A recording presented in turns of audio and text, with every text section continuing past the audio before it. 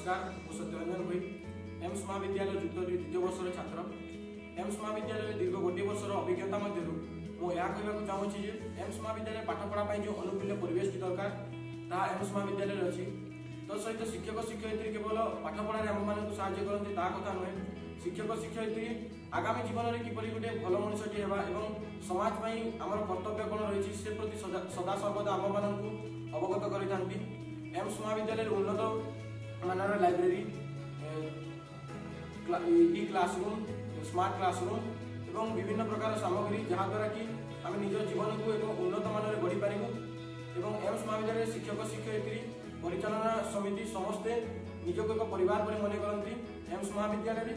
उन्नत मानर कैंटीन व्यवस्था रही 24x7 मेडिकल सुविधा उपलब्ध अच्छी सिक्यूरीटी सुविधा उपलब्ध अच्छी एम्स महाविद्यालय पढ़ी मुझे गर्वित मन